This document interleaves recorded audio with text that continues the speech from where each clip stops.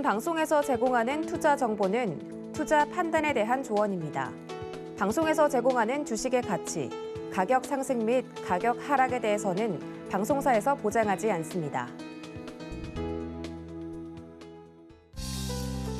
안녕하세요. 오늘장 내일장의 권민정입니다. 오늘 우리나라 지수 빨간불의 흐름 보여주고 있습니다. 코스피 외국인이 아직도 눈치를 보고 있지만 기관과 함께 순매수를 보이면서 2370선 부근 지나가고 있는 상황이고요. 코스닥은 나홀로 순매도 기간이 보이면서 700선 부근에서 저항받고 있는 상황입니다. 아시아 증시 전반적으로 상승 흐름 보여주고 있고 오늘 특히나 코스피의 경우에는 400여 종목을 제외한 1000종목 넘게 상승세를 보이고 있는 상황인데요. 증시의 견조함 유지하고 있습니다. 최근 눈여겨보던 원달러 환율이 1,405원까지 하락하면서 투심이 일부 회복된 것으로 보입니다. 하지만 1,200원만 넘어도 이 원달러 환율이 엄청 올랐다고 생각했을 때도 있었는데요. 1,400원을 웃돌고 있다는 사실 여전히 시장을 안심할 수 없는 분위기로 만들어가고 있습니다. 오후 시장에는 어떠한 이슈로 증시를 움직이는지 저희 방송과 함께 체크해 가시면서 투자 전략 세워가시길 바라겠습니다. 저희 방송 유튜브를 통해서도 시청하실 수 있는데요. 유튜브 검색창에 서울경제TV라고 검색해 주시면 실시간 방송 시청 가능하시니까요. 많은 관심 부탁드리겠습니다. 본 방송에서 제공해드리는 정보는 투자 판단을 위한 조언일 뿐 해당 주식의 가치와 수익률을 보장해드리진 않습니다. 그리고 서울경제TV와 서울경제신문은 당사의 브랜드입니다. 서울경제증권TV와 서울경제TV 손실복구팀과는 무관하며 기타 유사 명칭에 주의하시길 바라겠습니다. 11월 7일 월요일입니다. 오늘장 내일장 본격적으로 출발합니다.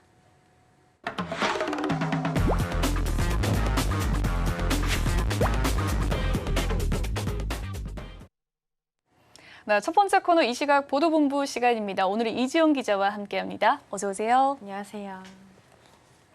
네, 그럼 오늘은 어떤 헤드라인 들고 오셨을지 화면으로 먼저 살펴보겠습니다.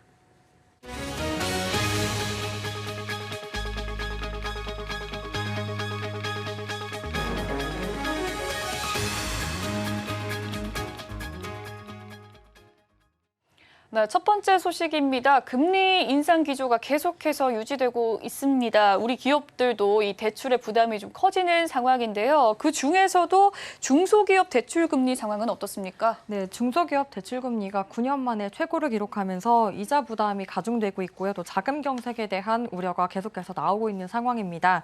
중소기업 대출 중 금리가 5% 이상인 대출 비중이 1년 새 전체의 3%에서 40%까지 급증한 건데요. 이달 말에는 또 빅스텝이 예상돼 있어서 한계 기업뿐만 아니라 자칫하면은 흑자 기업까지도 도산할 수 있다는 우려의 목소리도 나오고 있는 상황입니다. 오늘 한국은행 경제통계 시스템에 따르면 9월 예금은행의 신규 취급액 기준 중소기업 대출 금리는 4.87%로 2014년 1월 이후 8년 8개월 만에 최고 수준입니다. 한은금융통화위원회가 지난달 10일 기준금리를 연 2.5%에서 3%대로 올렸는데요. 10월 중소기업 대출금리는 5%를 웃돌 것으로 전망되고 있습니다.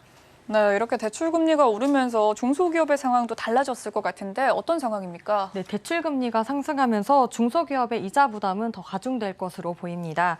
올해 9월 중소기업 대출 중 금리가 5% 이상인 비중이 40.6%에 달해서 1년 전과 비교하면은 13배 정도 급증했습니다.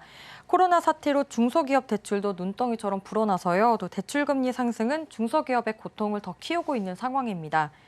올해 9월 말에는 현재 중소기업의 대출 잔액이 948조 2천억 원인데요.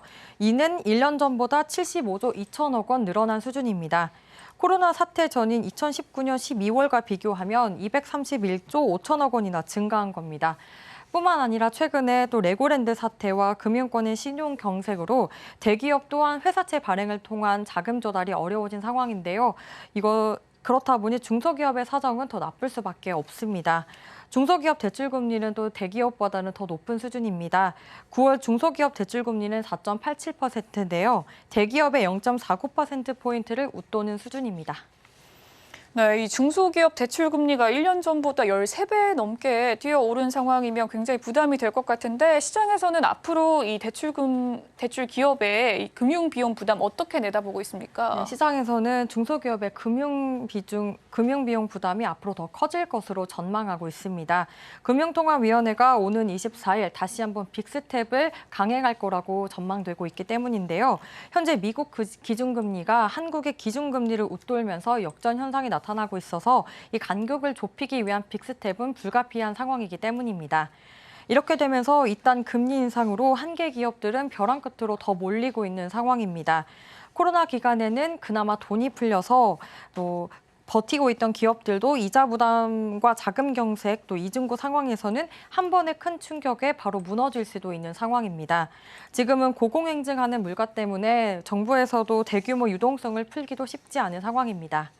이 때문에 대출이 막히고 또 대출 연장이 쉽지 않으면서 흑자 기업까지 자금을 조달을 하지 못해서 이제 도산하는 우려가 나오고 있는 겁니다. 네, 다음 소식으로 넘어가 보도록 하겠습니다. 분양 시장에서 주인 찾기가 어려운 모습입니다. 미분양이 속출하고 있는 상황이 계속해서 나오고 있다고 하는데요. 건설사들은 내년이 더 어렵다고 본 것일까요? 이런 상황에서도 전국적으로 아파트 분양에 나선다고요? 네, 정부가 대출 규제 방안도 내놨고 또 청약제도 개편 방안을 발표를 했는데요. 이달 전국적으로 아파트 4만 2천 가구의 청약이 예정돼 있습니다. 부동산 앱 직방에 따르면 이달 전국 69개 단지에서 5만 2,678가구가 공급되는 가운데 또 4만 2,096가구가 일반 분양을 이제 준비하고 있습니다. 총 분양 예정 가구 수와 일반 분양의 가구 수는 전년 동월 대비 각각 53% 그리고 38%입니다. 수도권에서는 2만 7천 가구가 분양 준비를 하고 있고요. 또 경기도가 7,548가구로 가장 많은 물량이 공급될 예정입니다. 서울에서는 6개 단지, 또 7,361가구가 분양을 준비하고 있습니다. 특히 성북구 장위동 장위자이 레디언트, 또 중랑구 중화동 리버센 SK뷰 롯데캐슬, 송파구 문정동 힐스테이트 이편한세상 문정 등 대규모 정비 사업의 공급 물량이 집중되고 있습니다. 시장에서는 정부가 신규 아파트 중도금 대출 보증을 9억 원에서 12억 원으로 확대를 했고요. 또 청년 특별 공급을 신설하는 등 청약제도 개편안을 발표한 만큼 앞으로의 부동산 청약 시장은 조금 더 분위기가 풀릴 것으로 전망되고 있습니다. 네, 마지막 소식으로 넘어가 보도록 하겠습니다. 날씨가 정말 많이 쌀쌀해지면서 난방 가동하는 가정들 많으실 텐데요. 가정 연료금도 크게 올랐다고 하는데 어느 정도 수준인가요? 네, 올해 난방과 온수비와 연관되는 열 요금이 40% 가까이 급증한 것으로 나타났습니다. 오늘 한국지역난방공사에 따르면 올해 1메가칼로리당 주택용 열 사용 요금은 지난 4월 66원에서 7월 74원, 또 지난달 89원으로 잇따라 오른 상태입니다. 지난 3월 말에 65원이었던 1메가칼로리당 주택용 열 요금이 지난달 89원으로 올라서 무려 37.8%나 올랐습니다. 열 요금 상승은 지난 2019년 8월 이후에는 3년 만이고요. 또 2015년 9월에 연료금 체계가 개편이 됐는데 이후에 한 해 열 요금이 3번이나 오른 것은 이번이 처음입니다. 특히 지난달 인상률은 연료금 체계가 개편된 뒤 최고 수준인데요. 이렇게까지 열 요금이 오른 이유는 러시아와 우크라이나 전쟁으로 인해서 에너지 공급이 잘 되지 않았기 때문으로 풀이되고 있습니다. 네, 오늘 이 시각 보도본부 이지영 기자와 이야기 나눠봤습니다. 말씀 고맙습니다. 네, 이어서 이 시각 증시 시황 브리핑 해드리는 이 시각 시황 브리핑 시간입니다. 먼저 코스피 지수부터 현재 상황 살펴보도록 하겠습니다. 네, 현재차 코스피 지수입니다. 0.94%까지 상승하면서 장 초반부터 계속해서 박스권의 흐름 보여주고 있는 상황인데요. 2370포인트 선 지나가고 있는 상황입니다. 다음은 수급 상황 살펴보시죠. 네, 코스피 수급 상황입니다. 오늘자 기관이 소폭 순매수 크게 가져가는 분위기고요. 외국인도 눈치 보기 장세지만 383억 원 물량 담아들이고 있습니다. 기관은 2,536억 원 담는 가운데 개인만이 홀로 순매도하는 모습 보여주고 있습니다. 3천억 원의 물량 덜어내고 있는 상황이네요. 다음은 코스피 시가총액 상황입니다. 네, 코스피 시가총액 상위 종목 1위부터 5위 종목 살펴보시죠. 전반적으로 빨간불의 흐름이 큰 모습인데요. 먼저 삼성전자, 오늘까지 외국인과 기관의 수급이 보여지는 모습입니다. 필라델피아 반도체 지수 상승 속에서 외국인과 기관의 동반 순매수 흐름 보여주고 있는데요. 1.18% 상승하면서 6만 100원의 현재가 흐름 보여주고 있습니다.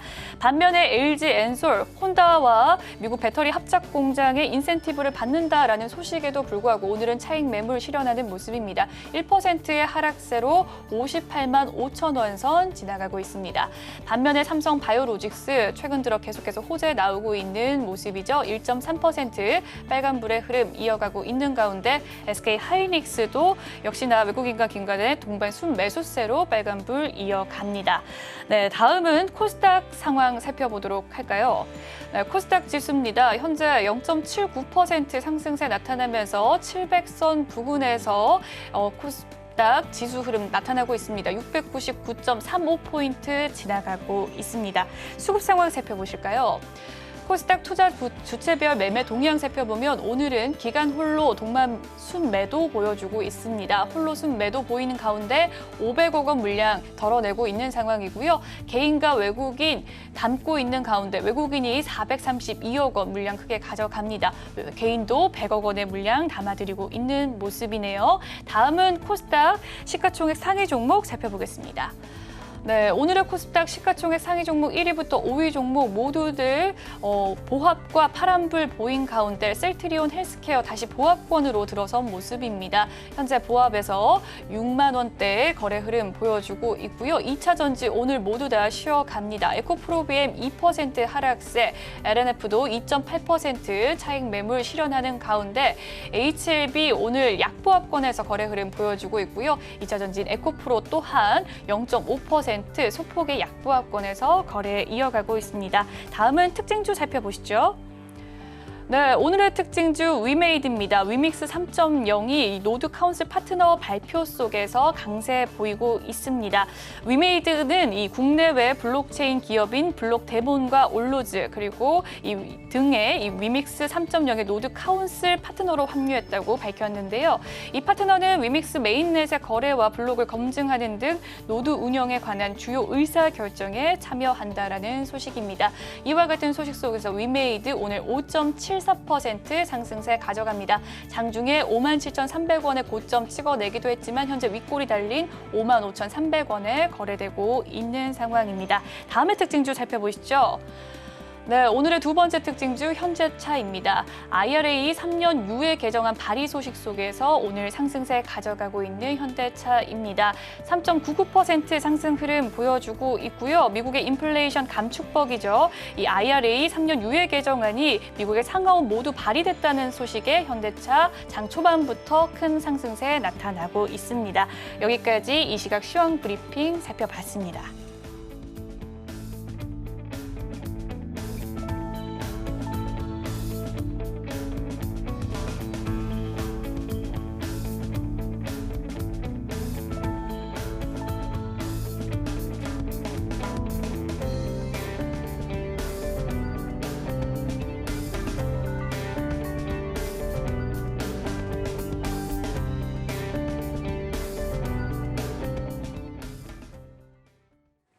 네, 이번 시간은 이 시각의 외국인과 기관의 수급 상황 살펴보는 수급 포착 시간으로 넘어가 보도록 하겠습니다. 오늘은 메리츠증권 강남금융센터 정효근 과장 연결되어 있습니다. 안녕하세요, 과장님. 네, 안녕하세요. 네, 이 시각 수급 상위 종목의 주요 흐름은 어떻습니까? 네, 우선 오늘 외국인과 기관 투자자들의 수급을 보게 되면 삼성전자, SK 하이닉스 같은 반도체 대형주 쪽으로 집중적인 순매수세가 유입된 게 포착이 되고 있습니다. 그러면서 오늘 지수 상승을 이끌고 있는데요. 지난주 금요일에 미증시에서 이 반도체 관련주들이 강세 흐름을 보였습니다. 엔비디아라든지 마이크론 같은 종목들이 5% 넘는 급등세를 기록을 했고요.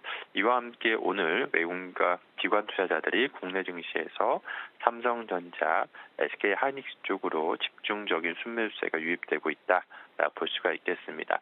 그러한 이유는 반도체 업황 개선에 대한 기대감이라기보다는 10월 미국의 10월 고용 보고서 발표 결과 예상보다 높은 그런 실업률이 좀 발표가 되면서 달러와 약세폭이 커지면서 이러한 기술주를 비롯한 반도체주 쪽으로 수급이 유입되는 것으로 그렇게 보여주고 있고요. 그로 인해서 오늘 국내 증시에서도 반도체 대형주들이 좀 강한 흐름을 띠고 있다 볼 수가 있겠습니다. 그리고 삼성전자, SK하이닉스와 더불어서 또 시가총액 상위주인 현대차 쪽으로도 오늘 외국인의 순매수세가 유입이 되면서 강세의 흐름을 띠고 있는데요. 그러한 이유는 이제 미국 인플레이션 감축법 3년 유예 개정안이 미국 상하원 모두에서 좀 발의되었다라는 소식이 전해지면서 관련해서 최근에 현대차 같은 경우에는 이 IRA 법안 통과 이후에 좀 우려감으로 인해서 주가가 지금 그동안 급락을 했었는데 이와 함께 또 투자 심리가 좀 개선세를 보이면서 오늘 좀 반등에 성공하는 모습이 나타나고 있다. 볼 수가 있겠습니다. 그리고 오늘 기관 투자자들이 성광밴드 쪽으로 좀 순매수세가 유입이 되고 있는데요. 글로벌 인프라 투자 증가로 안정적인 해외 신규 수주 확대 전망이 나오면서 성광밴드 같은 경우 최근에 시장 대비해서 또 꾸준한 안정적인 주가 흐름이 나타났었는데 오늘 같은 경우에도 이러한 수주 확대에 대한 기대감이 부각이 되면서 좀 상승세를 보이고 있다 볼 수가 있겠습니다. 네, 오늘자 이 시각 수급 특징주의 흐름들 살펴봤습니다. 전반적으로 반도체 관련주죠. 삼성전자와 SK하이닉스 좋은 흐름 보여주고 있고 현대차와 성광밴드까지 특징적인 흐름들 살펴봤는데요. 그렇다면 과장님께서 포착한 특징주 어떤 종목이 있을까요? 네, 오늘 이 중에서는 성광밴드를 특징주로 좀 포착을 해봤습니다. 성광밴드 같은 경우에는 지난 2분기에 글로벌 에너지 인프라 투자 증가세에 힘입어서 영업이익이 87억을 기록을 하면서 흑자 전환에 성공하는 모습이 나타났는데요. 이번 3분기에도 이러한 실적 개선세가 좀 이어지면서 3분기에도 흑자 전환이 기대가 되고 있다 볼 수가 있겠습니다. 지난 상반기까지 수주액만 1,321억 원 수준으로 전년 동기 대비해서 147%나 급증한 수주액을 기록을 했기 때문에 올해 하반기에 이러한 수주액이 이제 본격적으로 실적에 반영이 될 것으로 그렇게 지금 기대가 되고 있고요. 그래서 지금 3분기 어닝 시즌인 만큼 이러한 실적 모멘텀이 단기적으로는 좀 부각이 될 수 있는 시점이다 볼 수가 있겠습니다. 여기에 또 향후 예정된 글로벌 인프라 투자의 투자를 살펴봤을 때 LNG라든지 수소, 석유화학 프로젝트 비중이 좀 높아질 것으로 예상이 되기 때문에 향후 비카본 재질 제품의 매출 증가가 예상이 되고 있는 상황이고요. 현재 미국을 비롯해서 모잠비크, 카타르 프로젝트 등을 포함해서 내년부터 2025년까지 LNG 생산량이 추가될 예정이기 때문에 이러한 LNG 증설 가능성이 추가적인 좀 성장 동력으로 부각될 것으로 기대가 되고 있습니다. 관련해서 오늘 기관 투자자들의 순매수세가 유입되고 있는 상황인데요. 이러한 실적 모멘텀에 좀 주목을 해봐야 되지 않을까 그렇게 보고 있습니다. 네, 오늘 정영훈 과장의 포착 특징주는 성광밴드였고요. 그에 따른 투자 전략까지 살펴봤습니다. 지금까지 메리츠증권 강남금융센터 정영훈 과장과 함께했습니다. 말씀 고맙습니다. 네, 고맙습니다. 네, 오늘 시장을 주도하는 업종과 이슈에 대해서 심층 분석해보는 마켓 로드맵 시간으로 넘어가 보도록 하겠습니다. 오늘은 JDI 파트너스 이재선 대표님과 함께합니다. 어서 오세요. 네, 안녕하세요. 네, 오늘자 미국 인플레이션 감축법 시행을 위해서 3년 유예하는 개정안이 미국의 상하원을 모두 발의되는 모습이었습니다. 특히나 우려감이 높았던 국내 자동차 기업인 이 현대차와 기아가 좋은 흐름 보여주고 있는데요. 1년이라는 유예 기간이 주어졌던 상황 속에서 추가적인 논의가 진행된 배경 살펴봐 주시죠. 네, 방금 말씀해 주신 대로 3년 유예가 되었는데 참 다행이 아닐 수가 없습니다. 자, 표면적인 이유로는 이름 그대로죠. 인플레이션 억제법. 자, 이 인플레이션 감축법, 억제법이라고 불리는 이 인플레이션이 너무 심해서 미국 시민들이 고통을 받고 있다라는 부분에서 시작이 되었는데 사실 핵심 중 하나는 또 우리가 알고 있듯이 중국을 견제하는 중국의 성장을 견제하면서 미국이 또 일자리를 창출하는 여러 가지 측면에서 또 시작이 되었다라고 보시면 될 것 같습니다. 그래서 미국은 이제 이 인플레이션 감축법으로 인해서 자국 산업을 보호하고 미국 내에서 공장을 지으면서 일자리를 창출하는 아주 큰 이득을 얻게 되는 것이죠. 자, 이런 가운데 현대차에서는 이제 조지아에다가 대규모 공장 증설을 하겠다라고 이제 합의가 되었는데 이 이후에 IRA법, 인플레이션 감축법이 발의가 되면서 이거는 좀 불공평하지 않느냐. 당장 이제 우리나라 같은 경우는 전기차를 국내에서 생산해서 미국으로 수출을 하고 있는데 미국에서 생산된 자동차만 보조금을 제공해 준다라고 하면은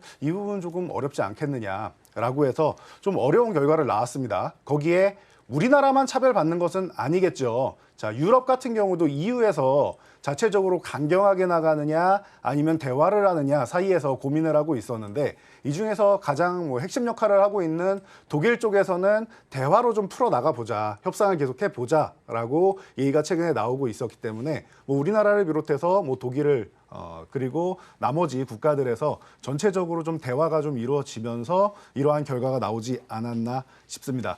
자, 중간 선거를 앞두고 사실 표심 잡기 용으로 해서 이 인플레이션 감축법이 좀 빠르게 시행된 부분이 있는데 자, 이런 부분에 있어서 이 3년 유예 같은 정책은 사실 중간 선거가 이번 주면 끝나기 때문에 이 이후에 나오지 않을까 싶었는데 생각보다 빠르게 발표된 것은 그래도 우리나라 입장에서는 좀 다행이고 투자자 여러분들 입장에서도 다행이 아닐 수가 없습니다. 그래서 우리 증시에는 당장은 긍정적인 효과를 불러일으켜 올 수 있는 그런 법안이니까 여러분들 편안하게 보시면 될 것 같습니다. 네, 미국에서 인플레이션 감축법이죠. IRA법이 3년 유예 개정안이 발의되었습니다. 이에 따른 배경에 대해서 이야기를 나눠봤는데요. 역시나 법의 핵심은 중국 견제였고 또한 중간 선거를 앞두고 표심 잡기로 진행된 면이 있고 우리나라에서는 긍정적인 영향을 준다고 하니까 편안하게 보면 좋겠다라는 이야기까지 덧붙여 주셨습니다. 현대차 그룹은 이 미국의 IRA법에 대응을 위해서 총력전을 좀 나서는 모습인데 여러 협의에 나선다고 해요. 전기차 공장 신설과 자동차 세액 공제를 비롯해서 배터리 부품 판매 관련 조항까지 여러 협의를 나선다고 하는데 이 IRA 법으로 인해서 위기감이 높아졌던 국내 자동차 기업이 다소 좀 국면에 맞닥뜨리게 될 수도 있을까요? 네, 방금 말씀해 주셨듯이 좀 우려감을 좀 많이 자아냈었죠. 그러다 보니까 현대차 그룹 전체적으로 이제 최근에 좀 어려운 모습을 보이면서 주가도 하락을 하고 했었는데 여기서 맹점이 방금 전에도 설명드렸듯이 중국을 견제하는 게 가장 핵심이다라고 보시면 될 것 같습니다. 그래서 중국에서 이제 생산된 부품 이런 부분은 이제 보조금을 못 받는다라고 하기 때문에 중국을 아예 통과하지 않아야 되고 소재도 마찬가지겠죠. 그래서 가장 좋은 거는 이제 북미에서 생산해야 된다라고 하기 때문에 이제 미국의 공장을 짓는 것이 가장 좋은 현상. 그래서 조지아에 조금 전에도 말씀드렸듯이 2023년부터 공장을 이제 착공을 시작해서 2025년에는 그래도 상반기 정도에는 이제 생산이 되지 않겠느냐라고 계획을 하고 있었는데 사실 이 IRA법이 나오면서 현대차에서도 이런 상황이라고 하면은 조지아 공장을 이제 규모를 좀 감축해야 되는 거 아니냐라는 얘기도 나왔었고요. 그리고 전체적으로 이제 다른 기업들 같은 경우에는 배터리 기업이나 이런 쪽은 이제 북미 쪽으로 캐나다나 멕시코나 이런 쪽을 알아보는 기업들도 나오고 있다라고 현지에서 알려지고 있습니다. 그러니까 이런 부분을 여러분들이 좀 잘 보셨다라고 하면은 협상이 진행된다라는 거는 자연스럽게 보시면 될 것 같고 또 조지아주 주지사가 가만히 있겠습니까? 미국은 또 그 주지사들이 우리나라로 치면은 이제 각 주의 대통령 수준으로 엄청난 파워를 가지고 있기 때문에 절대 가만히 있지 않습니다. 그래서 강력하게 항의를 하면서 이런 이제 3년 유예 부분에 대해서 굉장히 큰 힘을 실어주지 않았나 싶습니다. 그래서 지금 최근에 또 이제 아이오닉 같은 경우 그리고 EV6 같은 경우 미국과 유럽에서 엄청난 판매 호조를 보이고 있죠. 그래서 테슬라의 대항마는 다름이 아니라 이 현대차 그룹이 아니겠느냐라는 얘기까지 나오고 있습니다. 심지어 유럽에는 현기차 판매량이 늘어나면서 전체 판매량은 줄었는데 현기차만 늘었습니다. 그래서 판매량이 3위까지 치솟는 쾌거를 이루었는데 그러다 보니 이 미국의 자동차 기업들이 이제 로비를 통해서 이제 이런 결과가 또 어느 정도 나오지 않나 싶었는데 이런 부분도 좀 다행히 잘 해결이 된 것 같습니다. 그래서 우리 자동차 기업들 그리고 부품 기업들이 뭐 멕시코 쪽으로 크게 선회하지 않고도 좋은 결과를 낼 수 있을 것 같아 아주 좋은 법안이 나온 것 같습니다. 네, 현대차가 현재 이 IRA 법에 대응하기 위해 총력을 다하고 있는 상황입니다. 이에 따라 ULC의 효과에 대해서 이야기를 들어봤는데요. 대다수 국가가 현재 좀 탄소 제로를 시행하고 있는 과정 속에서 좀 변동성이 있긴 하지만 중장기적으로는 좋은 법안이 될 것이다라는 이야기를 해주셨습니다. 네, 계속해서 이 현대차와 기아는 좀 미국의 이 IRA 법 이슈로 인해서 하락 양상을 좀 보이기도 했었어요. 그래서 어려운 상황 속에서도 미국 시장 내에서는 좀 견조한 흐름을 보였다라는 이야기 평가들이 있었는데 이 유예 기간을 통해서 다시금 좀 안정세를 찾을 수 있을지 궁금하신 분들 많으실 것 같거든요. 최근 흐름과 함께 목표가도 전해주시죠. 네, 현대차 그룹, 기아 모두 마찬가지입니다. 전체적으로 주가가 좀 어려움을 겪었다. 방금 설명해 주신 대로인데요. 여러분들도 그래서 좀 걱정하시는 분들이 많을 거예요. 우리나라에서 현대차, 기아 좋아하시는 분들 얼마나 많으십니까? 시총상위 종목이기도 하고 제가 방금 말씀드렸듯이 유럽에서는 전체적인 판매 대수가 줄었는데 나홀로 성장을 하는 이런 멋진 모습을 보였는데요. 그러다 보니 주가도 지금 너무나도 바닥권에 있습니다. 일단 차트를 보면서 제가 설명드리면은 여러분들이 이해가 빠르실 것 같습니다. 자, 현대차의 일봉 차트입니다. 현대차 같은 경우는 최근에 말씀드렸듯이 9월 하순부터 해서는 원사이드하게 그냥 하락 기조로 나오고 있죠. 양봉 자체가 거의 없습니다. 양봉이 나와도 거의 단봉, 굉장히 짧은 양봉이고 유지해주는 정도 수준입니다. 대부분 긴 캔들은 다 음봉으로 해서 강하게 하락 구간이었다라고 보시면 될 것 같은데요. 그래도 최근에 다행인 것은 요 아래 이 16만 원 구간에서는 저점 인식을 하면서 반등 모색을 하고 있었습니다. 그러면서 이제 부품주들 같은 경우에는 지난주 현대모비스를 비롯해서 전체적으로 실적이 굉장히 잘 나왔습니다. 그래서 부품주가 잘 나왔다라고 하면은 현대차, 기아차 지금 우려감에 의해서 조금 밀렸을지언정 부품주는 판매가 안 되면 실적이 나올 수가 없겠죠. 그러다 보니 현대차, 기아차도 우려감이 너무 과도하지 않았느냐라는 얘기가 나오고 있는 가운데 오늘 멋진 소식이 터진 겁니다. 자, 이 상황에서 그러면은 우리가 지금 기술적으로 지켜봐야 되는 부분은 최근에 하락을 많이 했으니 기회는 맞다라고 보고 있습니다. 이 구간에서는 현재 17만 원 구간 오늘도 건드려주고 있는데요.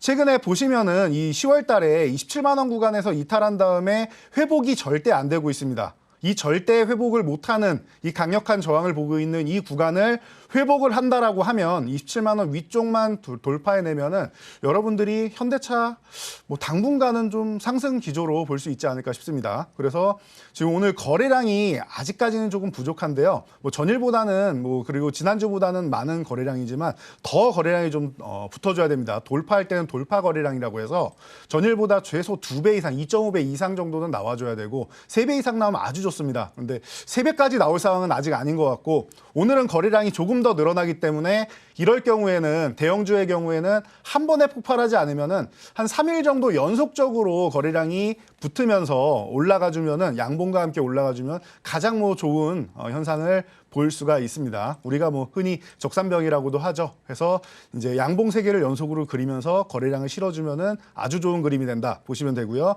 위쪽으로 올라가게 되면은 기존에 요 20만 원 위쪽 구간에서는 저항을 꾸준히 받고 있었는데 현대차 그룹은 이 3년 동안의 유예가 나와서 크게 타격 없이 조지아 공장 증설까지 완성할 수 있다라고 하면 그렇다라고 하면 여러분들 단기적으로 이 현대차를 보시는 분은 안 계시겠죠. 시총 상위주이니까. 그렇다라고 하면 중장기적으로는 21만 원까지는 좀 어렵지 않게 올라올 수 있다라고 보고 있습니다. 그래서 기술적으로 지금 17만 원 돌파하는 구간 이 구간을 잘 보시고요. 내일 또한 거래량을 실으면서 양봉을 그려세우는지 그렇다라고 하면은 걱정할 필요가 없다라는 것. 그리고 중장기적으로는 지금 구간은 너무나 저렴한 구간이기 때문에 21만 원 수준까지는 회복되는 게 어렵지 않다라는 관점 제시해드리도록 하겠습니다. 네, 현대차와 기아가 미국에서 판매 실적이 호조를 보인 상황입니다. 이후 가운데 또 현대차의 주가 흐름에 대해서 살펴봐 주셨는데요. 일단은 16만 원 바닥권에서 좀 회복을 보인 상황이고 17만 원이 가장 좀 지지 구간이라고 이야기를 해주셨는데 회복하면 당분간 상승 기조가 유지될 거라고 하니까요. 거래량과 또 3일간의 양봉 캔들 나와줄 수 있는지 주목하면 좋을 것 같습니다. 현대차 살펴봤는데 기아 좀 아쉽거든요. 잠깐 볼 수 있을까요? 기아요? 네. 네, 기아도 뭐 마찬가지라고 봅니다. 기아도 현대차 지금 하락한 것처럼 기아도 하락한 후에 지금은 아직까지는 회복을 크게 못 보이고 있고 오늘 기아는 사실 강하지는 못해요. 그래서 현대차 쪽으로 좀 시총이 더 크고 이제 뭐 그룹사의 대표사기 때문에 현대차 쪽으로 좀 수급이 좀 더 집중되고 있지 않나라고 보고 있습니다. 물론 기아도 전일 대비해서는 거래량은 더 좋습니다. 장 마감까지 하면 더 올라올 수 있겠죠. 그렇기 때문에 기아도 걱정할 구간은 아니다. 바로 위에 보시면은 요 선이 이제 굵은 선이 20선인데요. 20일 이동평균선 구간을 저항 돌파 시도하고 있다. 그렇기 때문에 이 구간을 넘어가지는 아직 못하고 있지만 힘은 좀 내주고 있다. 저항을 두들겨주면은 여러분들 유리라고 생각하시면 돼요. 저항이라는 것은 유리는 처음에는 견고하지만 우리가 몇 번 두들기면은 금이 가게 돼 있고 그 다음에는 깨지게 되어 있습니다. 그렇기 때문에 이 저항을 보이고 있는 21선 유리 구간을 오늘 한번 건드려줬다라고 생각하시면 되고요. 이 구간을 깨고 넘어가기 시작한다라고 하면 이 21선 위에서 이제 기아도 추세적으로 좋은 모습 보일 수 있는 건 어렵지 않을 것 같습니다. 그렇기 때문에 뭐 현대차, 기아 뭐 따로따로 놓고 보실 필요 없이 같은 이슈고 같은 그룹 계열사고 똑같이 판매 호조 보이고 있고 여러분들 걱정하실 필요가 없을 것 같습니다. 그리고 기아 같은 경우는 제가 설명을 덧붙이면은 전기차 부분 외에도 이 내연기관차 같은 경우는 이제 현대차는 이제 국내 점유율 시장 점유율이 어마어마하죠. 그런데 기아는 북미 진출할 때 더 유리할 것이다라고 제가 과거부터 많이 말씀을 드려왔었는데요. 자, 이유는 기아 하면 생각나는 거 차가 여러분들 어떤 차종이 생각나시나요? 저는 소형차, 경차 그리고 SUV 쪽이 생각납니다. 그렇다라고 하면은 우리나라는 이제 세단 중심으로 해서 이제 많이 발전을 해서 현대차가 가장 큰 기업이 되었지만 자, 해외를 가면 픽업 트럭이라던가 아니면 경차 같은 실용적인 차들이 그리고 현지에 맞는 차들이 인기가 좋습니다. 자, 그렇다라고 하면은 해당 차종에 아주 특화가 되어 있는 이 기아가 현지 전략화에서 아주 성공하기 좋다라는 측면에서 보면은 지금 같은 경우에도 지금 뭐 텔룰라이드나 아니면은 과거에 뭐 소울을 비롯해서 이런 차종들이 북미에서 상도 많이 받고 그리고 이제 점유율도 늘려가고 있으니까 여러분들 뭐 전기차 시대에 오기 전까지는 뭐 기아 같은 경우는 꾸준하게 여러분들 좀 볼 수 있는 종목이기 때문에 아쉬워하실 필요가 없습니다. 지금 출발 단계고 시작 단계니까 누가 먼저 출발하느냐 차이지 결과는 동일하게 좋은 모습으로 여러분들께 보답할 것이라고 보고 있습니다. 네, 미국의 IRA 법의 시행 과정에서 좀 이야기를 또 해보도록 하겠습니다. 국내 완성차 기업과 2차 전지 기업의 주가가 좀 차별화 양상을 보이고 있는데 섹터별 투자 전략이 있다면 어떻게 가져가면 좋을까요? 네, 최근에 뭐 2차 전지주 같은 경우에는 너무나도 뭐 좋은 모습을 보이고 있었죠. 그러다 보니까 이제 완성차는 하락하는데 2차 전지만 수혜받는 거 아니냐. 완성차는 완벽하게 미국의 뒤통수를 맞으면서 이제 소외되는 거 아니냐라고 우려감이 있었는데 이 부분이 해소가 된 거죠. 그러다 보니 2차 전지가 오늘 조금 휴식한다고 해도 여러분들 그거는 걱정 안 하셔도 될 것 같습니다. LG에너지솔루션 최근에 너무나도 멋진 모습 보이면서 추세 상승 보이고 그리고 뭐 시장에 대장으로 올라서 있죠. 우리나라 코스피 지수가 2300 돌파할 때도 그 돌파를 견인한 것이 이 LG에너지솔루션을 비롯한 2차 전지 그리고 이제 친환경 관련주들입니다. 그러니까 오늘 단기적으로 이슈가 될 수는 있어요. 그러니까 이번 주 정도에는 이슈를 받을 수 있겠죠.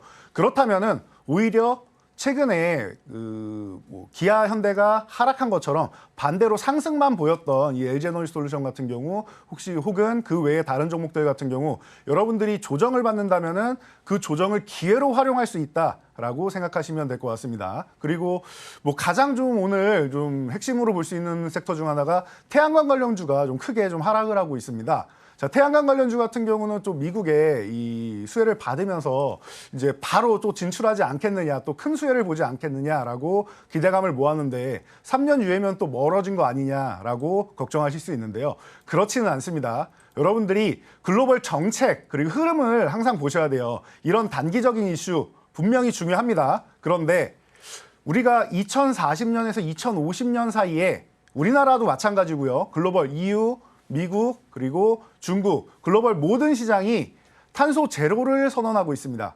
2040년에서 2050년이면은 사실 지금 2022년도 얼마 안 남았기 때문에 이제 여러분들 한 10년 조금 지나면은 내연기관 차는 판매가 잘 안 될 겁니다. 2035년부터는 아예 판매 금지된 국가도 많이 나오고 있습니다. 그렇다라고 하면은 지금 여러분들 주변에 이 태양광이나 뭐 이런 부분에 대해서 풍력이나 이런 부분에 대해서 뭐 보유하고 있다가 오늘 하락해서 걱정하시는 분이 있다라고 하면은 어깨를 한번 다독여 주시면서 걱정하지 말아라. 지금 단기적으로 좀 하락은 나올 수 있지만 그 부분은 뭐 제한적이 될 것이고, 그리고 여러분들이 이 종목들 이제 공략을 하실 때 하락할 때 떨어지는 칼날은 우리가 잡는 게 아니다라고 하죠. 칼날을 떨어질 때 잡으면은 크게 다치겠죠. 그럼 잠시 대기를 하시면 좋을 것 같습니다. 잠시 기다렸다가 하락이 제한되고 그리고 나서 가격적인 측면에서 좀 모아갈 수 있는 구간이 나올 것이고, 그리고 또한 첫 번째 양봉, 아까 말씀드렸듯이 바닥권에서 현대차 오늘 나오듯이 바닥권에서 거래량을 실어주면서 장대 양봉이 나오는 구간이 나옵니다. 이 첫 양봉이 나오는 구간을 노려서 해당 구간부터 다시 관심을 가지셔도 충분합니다. 지금 단기적인 이슈로 밀린다. 여러분 그게 그렇게까지 뭐 시장의 뭐 기조를 바꾼다거나 글로벌 정책을 바꾼다거나 할 정도는 아닙니다. 이 IRA법 같은 경우도 이 탄소 제로 정책에 뭐 수렴해가는 과정에 있어서 나오는 정책 아니겠습니까? 그러니까 이 부분을 너무 따로 떨어뜨려서 보지 않으셨으면 좋겠습니다. 그리고 국내보다는 뭐 해외 쪽에 이제 관심이 많기 때문에 이제 특히 미국 같은 경우에는 이제 우리나라 기업들이 태양광 기업들이 많이 진출해 있기 때문에 이 부분에서 또 잠시 단기간적으로 우려감을 가졌다라고 하면은 이 부분 또한 우려감은 있었지만 이건 이슈에 불과하고 미국에는 꾸준히 태양광, 풍력 투자 계속하고 있다라는 부분, 이런 부분에 대해서 투자 부분에 대해서 핵심을 이제 포착을 하신다라고 하면은 지금 구간에서는 그렇게까지 걱정하실 구간은 아니라고 봅니다. 조금 기다렸다가 관심 가져보시면 될 것 같습니다. 네, 지금까지 JDI 파트너스 이재선 대표님과 함께 이 IRA 법 유예에 따른 관련주의 투자 전략 함께 했습니다. 말씀 고맙습니다. 네, 감사합니다.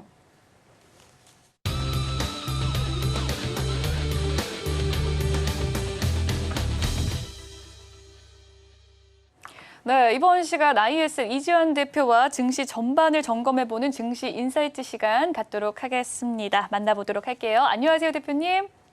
네, 안녕하세요. 이지현입니다. 네, 전거래일이죠. 금요일, 지난주 금요일 미국 증시 5거래일 만에 상승 전환하는 모습 보였습니다. FOMC 후에 충격을 좀 만회하는 모습이다라고 평가받기도 했는데 10월에 미국의 고용지표도 발표가 됐어요. 이를 두고 좀 해석이 엇갈린 상황입니다. 한 주간의 국내외 증시 동향 먼저 점검해 봐 주시죠. 일단 이제 지난주 금요일날 미국의 고용지표가 발표되면서 사실 처음에는 이제 예상치를 상회한다라고 평가가 나오면서 주가가 급락을 했다가 바로 이제 급등하는 모습을 보였습니다.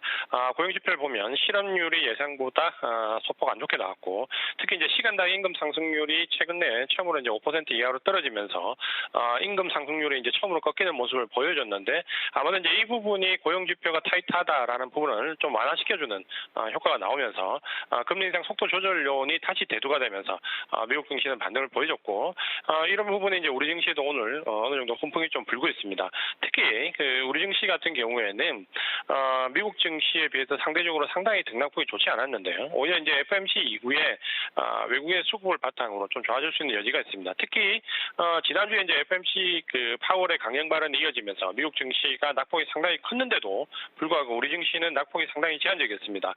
미국 증시도 이전에 FOMC와 경우를 좀 보면 파월의 강행 발언 이후에 직전 저점을 이제 훼손시키면서 내려가는 추세적 하락과는 좀 다른 모습을 보여줬는데요.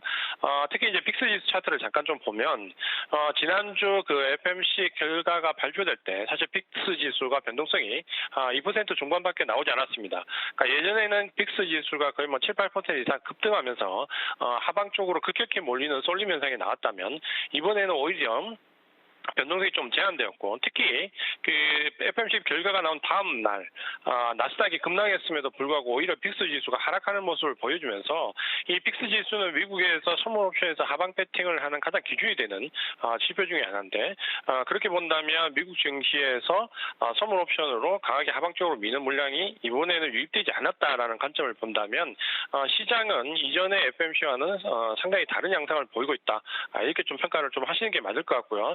그렇게 본다면 지금부터 이제 시장은 조금 긍정적으로 볼 필요가 있고, 특히 우리 증시는 이번 주 이제 옵션 만기일이 좀 겹치지만 외국인들의 그동안 코스피 시장에서 7월 이후에 9조 원에 가까운 상당히 큰 폭의 매수가 유입되어 있기 때문에 이걸 바탕으로 해서 지금은 좀 긍정적으로 시장을 볼 필요가 있다. 이렇게 말씀을 드리겠습니다.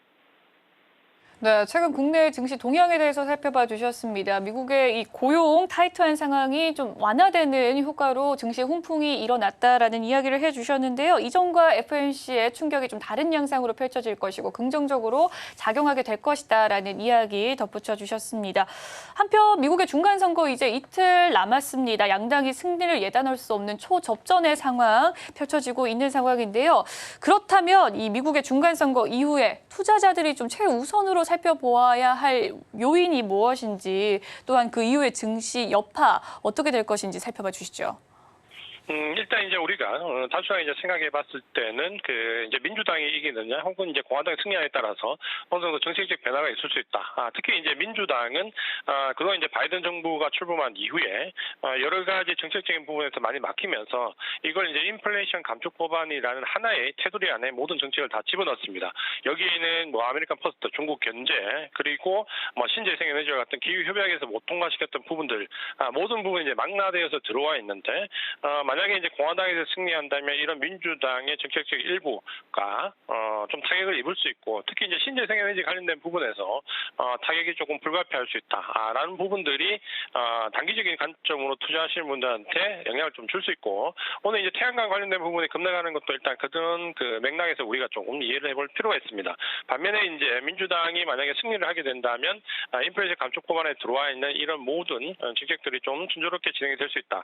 다만 우리가 이제 과거의 그 중간선거 사례를 좀 본다면 중간선거가 있던 해에 그 지수는 4분기의 전략 구간 선거를 기점으로 뒤로 갈수록 지수 흐름은 좋았다. 다만 그 전반적으로 본다면 이 중간선거 자체가 그렇게 증시의 성패에 따라서 큰 영향을 주지는 않았습니다. 그러니까 예를 들어서 중간선거에서 여당이 대부분 그 승리한 경우가 사실 별로 없었습니다.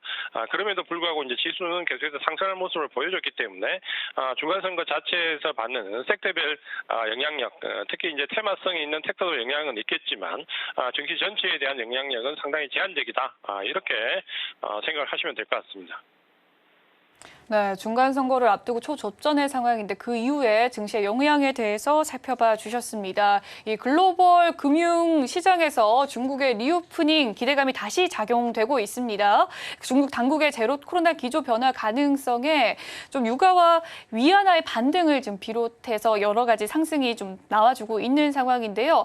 다만 또 국내에서 차이나 런에 대한 일부의 힘이 또 실어진 상황 속에 중국의 제로 코로나 정책 재검토에 따른 국내 증시의 여파는 어떨지 다각도로 살펴봐 주시죠. 지금 현재 이제 그 시진핑 그 3기 집권 이제 시작된 이후에 사실 이제 중국 시장의 변동성이 상당히 컸습니다. 우리가 이제 시진핑 집권 이후에 여러 가지 이제 전인대에서 나왔던 좀 우려스러운 모습 때문에 사실 이제 글로벌 증시가 상당히 우려감으로 반응을 했고 중국 증시가 급락하는 모습을 보였습니다. 하지만 우리가 그 정치와 경제를 좀 분리해서 생각을 해보면 이전에 중국은 사실 2년 전부터 규제에 관련돼 있는 정책이 일괄되게 진행되어 왔습니다.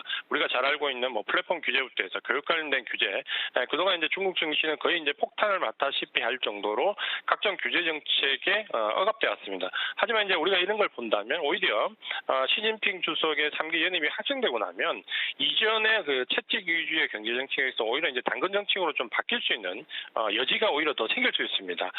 그 예로 이번에 시진핑 3기 연임 이후에 나왔던 첫 번째 정책이 바로 외국인 투자 안정화 조치 정책인데요. 그러니까 이 정책에 나온 이유는 물론 중국에서 그 자금이 런업되는 상황을 우려하는 부분도 있지만 중국이 시장 친화적인 경제 정책에서는 변함이 없다라는 의지를 좀 보여줬습니다.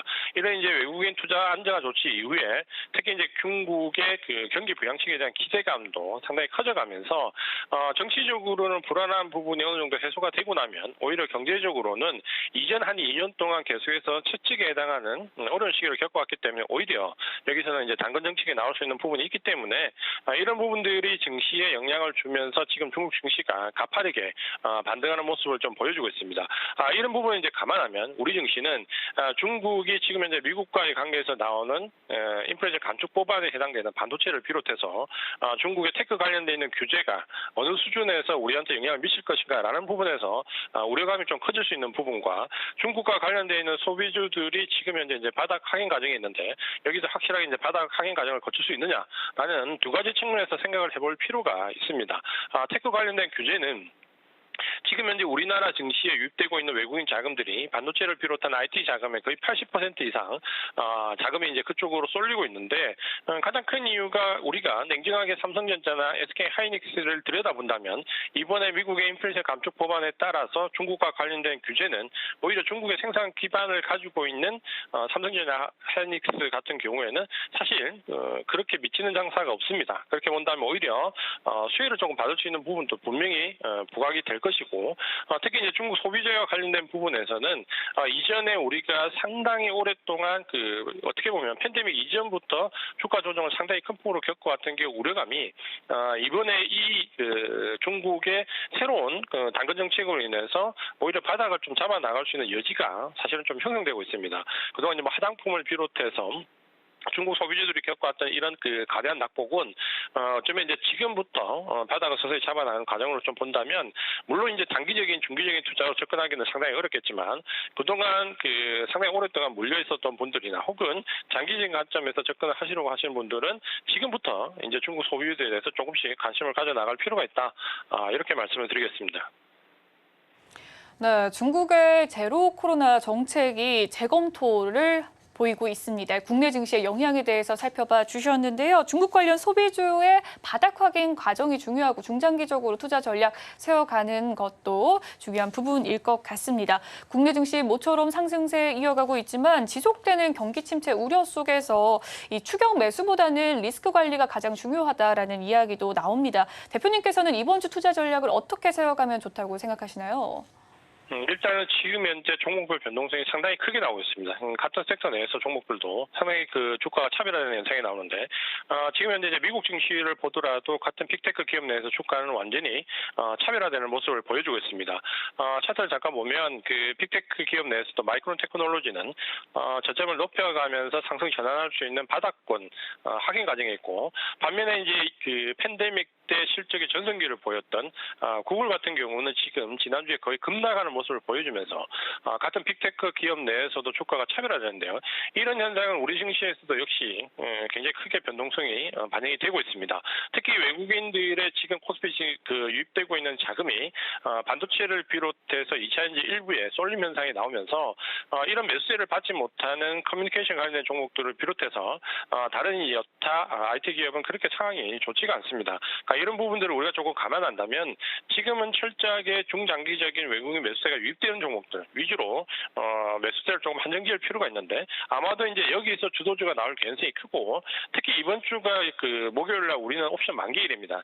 미국 지수와 중국 지수의 상한 구간을 좀 본다면 이번 주에 중간에 조금 쉬어갈 수 있는 모습이 나올 수 있는데 우리 증시도 아마 옵션 만기일 전후로 해서 바닥권 상승 이후에 일부 조정의 움직임이 좀 나올 수 있습니다. 만약에 이제 이번 주에 그런 주 후반부에 그런 조정의 움직임이 나온다면 오히려 이제 주도주를 조금 매수할 수 있는 기회로 삼는 게 좀 좋을 것 같고 우리가 그동안 오랫동안 너무나 낙폭에 익숙해져 있고 하락에 익숙해져 있다 보니까 시장의 어떤 바닥권 논리에서 바뀌는 변화를 인지하기가 참 쉽지가 않습니다. 특히 그동안 이제 외국인들의 매도세에 집중적으로 눌렸던 우리가 7월 이후 그러니까 지난번 7월달 저점 형성한 이후에 이번 저점까지 다이버전스 관점으로 본다면 7월달 이후에 약 4개월에 걸쳐서 외국인들은 코스피 시장에서 거의 9조 원이라는 상당히 큰 금액을 매수를 했습니다. 그러니까 이런 부분들이 바닥권에 지금 현재 유입이 되어 있다라고 본다면 이번 상승 랠리가 만에 하나 이제 베어마켓 랠리라고 규정을 하더라도 생각하는 것 이상의 상승폭이 좀 나올 수 있습니다. 특히 외국인 매수세가 집중적으로 유입되는 종목들 위주에서는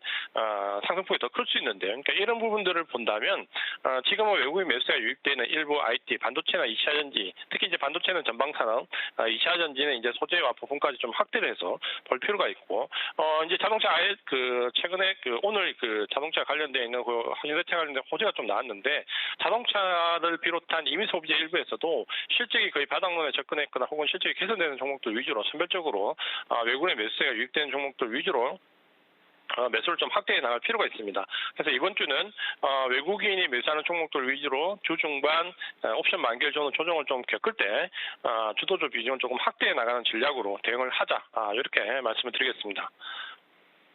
네, 지금까지 IESL 이지원 대표님과 함께 글로벌 증시 동향 점검해 봤습니다. 말씀 고맙습니다. 고맙습니다. 본방송에서 제공해드리는 정보는 투자 판단을 위한 조언일 뿐 해당 주식의 가치와 수익률을 보장해드리진 않습니다. 그리고 서울경제TV와 서울경제신문은 당사의 브랜드입니다. 서울경제증권TV와 서울경제TV 손실복구팀과는 무관하며 기타 유사 명칭에 주의하시길 바라겠습니다. 오늘 준비한 소식은 여기까지고요. 잠시 후 마감 임박 60분의 승부도 많은 시청 부탁드리겠습니다. 시청해주신 여러분 고맙습니다.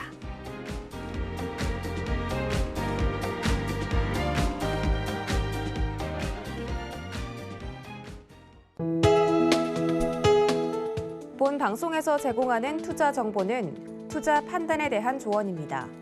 방송에서 제공하는 주식의 가치, 가격 상승 및 가격 하락에 대해서는 방송사에서 보장하지 않습니다.